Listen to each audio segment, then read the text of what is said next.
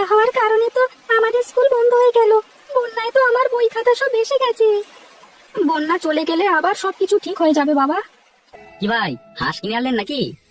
না ভাই, আমি হাঁস কিনবার টাকা কোথা থেকে পাবো? এটা বন্যায় পাশের গ্রাম থেকে ভেসে আসছে। এটাকে নদী থেকে উদ্ধার করে বাড়িতে নিয়ে যাচ্ছি। আমাকে দেন, আমি আমার বাড়িতে নিয়ে যাই। না ভাই, আমার কাছেই থাক। হাঁসটা আজিজকে নিতে দেব না। আপনি বাজারে গেলেন, তা হাঁস কোথায় পাইলেন?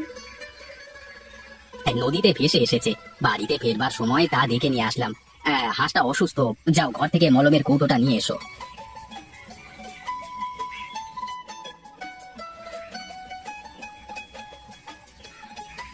এখন তো বর্ষার বৃষ্টির কারণে পাশের গ্রামে বন্যা পানি সবকিছু ভাসিয়ে নিয়ে আসছে।